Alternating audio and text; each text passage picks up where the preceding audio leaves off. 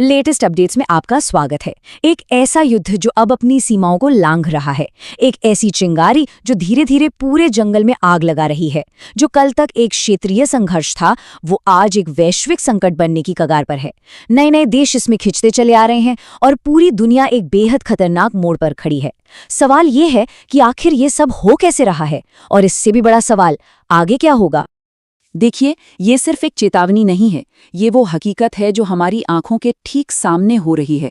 आग फैल रही है और इसकी लपटें उन जगहों तक पहुंच रही हैं जिनके बारे में किसी ने सोचा भी नहीं था। और इससे खतरे में क्या है? ग्लोबल ट्रेड के रास्ते और अनगिनत बेगुनाह लोगों की जानें। चलिए जरा गहराई से देखते हैं कि ये अलग अलग दिख रही चिंगारियां कैसे एक ही भयानक आग का हिस्सा हैं। तो इन सारी अलग अलग घटनाओं को एक साथ कैसे देखा जाए। एक तरफ यमन में विद्रोहियों की खबरें हैं, दूसरी तरफ लेबनान में जबरदस्त लड़ाई चल रही है। पहली नजर में ये दो अलग अलग मामले लग सकते हैं, है ना? लेकिन आज हम यही समझने की कोशिश करेंगे कि ये सब कैसे एक बड़ी और कहीं ज्यादा खतरनाक तस्वीर का हिस्सा हैं। एक ऐसी तस्वीर जिसका असर शायद हम सब पर पड़ने वाला है। तो सबसे पहले हमें ये समझना होगा कि ये युद्ध अब एक जगह तक सीमित नहीं रहा, ये फैल रहा है। पूरे मिडिल ईस्ट में नए नए मोर्चे खुलते जा रहे हैं, जिससे एक पहले से ही अस्थिर इलाका और भी ज्यादा अनप्रेडिक्टेबल हो गया है। जरा देखिए कि कितनी तेजी से ये सब हुआ। सऊदी अरब में अमेरिकी ठिकानों पर हमले हुए, यमन से इजराइल की तरफ मिसाइलें दागी गईं और दक्षिणी लेबनान में एक बड़ा इजरायली मिलिट्री ऑपरेशन शुरू हो गया। ये बिल्कुल एक डोमिनो इफेक्ट जैसा है, जानते हैं, एक के बाद एक, और हर गिरता हुआ डोमिनो इस संघर्ष को एक बड़े क्षेत्रीय युद्ध के और करीब धकेल रहा है। अब ये जो हिंसा है, इसका असर सिर्फ जमीन तक ही सीमित नहीं है। अब ये दुनिया के सबसे जरूरी आर्थिक रास्तों में से एक के लिए सीधा खतरा बन गई है।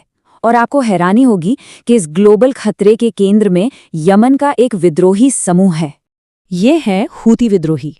कहा जाता है कि इन्हें ईरान का समर्थन हासिल है, और अब ये इस फैलते हुए युद्ध में एक बहुत ही अहम खिलाड़ी बनकर उभरे हैं। इन्होंने न सिर्फ इजराइल पर मिसाइलें दागी हैं, बल्कि दुनिया के व्यापार की एक लाइफलाइन को भी अपना निशाना बनाया है। और वो लाइफलाइन ये जगह है, बाब अल मांदेब जलडमरू मध्य। इसे आप ग्लोबल ट्रेड की एक मुख्य धमनी समझिए। दुनिया का लगभग 10% व्यापार, खासकर तेल और दूसरा जरूरी सामान, इसी पतले से समुद्री रास्ते से होकर गुजरता है। और अब इसी धमनी को हूती विद्रोहियों ने ब्लॉक करने की धमकी दे दी है। जरा सोचिए, दांव पर क्या लगा है। अकेले सऊदी अरब हर दिन 40 लाख बैरल तेल इसी रास्ते से भेजता है। ये एक बहुत बहुत बड़ी संख्या है। अगर इस रास्ते में जरा सी भी रुकावट आई तो दुनिया भर में तेल की कीमतें आसमान छू सकती हैं, जिसका असर सीधा हम सब की जेब पर पड़ेगा। तो ये एक सीधी लेकिन बेहद खतरनाक चेन रिएक्शन है। हूती जहाज़ों पर हमला करते हैं, सऊदी तेल का रास्ता असुरक्षित हो जाता है और पूरी दुनिया की अर्थव्यवस्था को इसका झटका महसूस होता है। लेकिन जब हम आर्थिक कीमत की बात कर रहे हैं, तो इस फैलते हुए युद्ध की इंसानी कीमत क्या है? तेल की कीमतों और शिपिंग लेन के इन बड़ी बड़ी खबरों से परे एक कहीं ज्यादा दर्दनाक हकीकत है।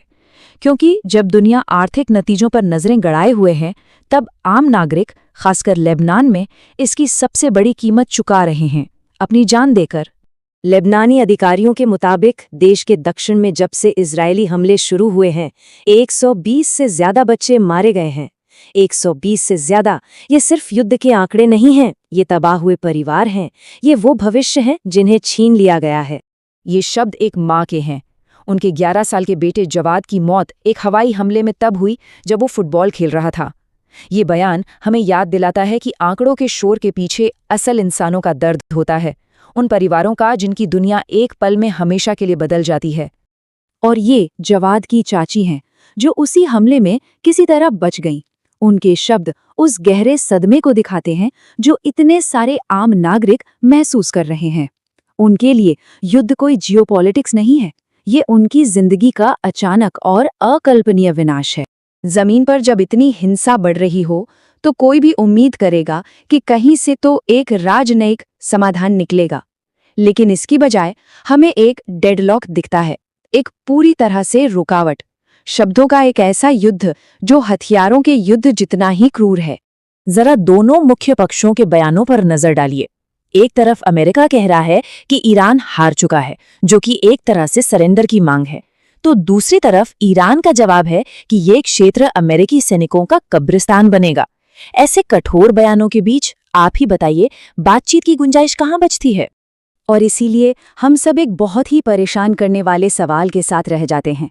जब हथियार और जोर से गरज रहे हैं और डिप्लोमेसी की आवाजें शांत हो रही हैं, तो इस युद्ध की आखिरी कीमत क्या होगी? कोई समाधान मिलने से पहले और कितनी जानें जाएंगी और कितनी अर्थव्यवस्थाएं तबाह होंगी? इस सवाल का जवाब खतरनाक रूप से किसी के पास नहीं है। लेटेस्ट अपडेट्स की इस पेशकश को देखने के लिए आपका बहुत बहुत धन्यवाद। अगर इस विश्लेषण ने आपको इस जटिल मुद्दे को समझने में थोड़ी भी मदद की, तो हमारे चैनल को सपोर्ट और सब्सक्राइब जरूर करें। हमारी कोशिश है कि हम हमेशा सुर्खियों के पीछे की कहानियों पर रोशनी डालते रहें।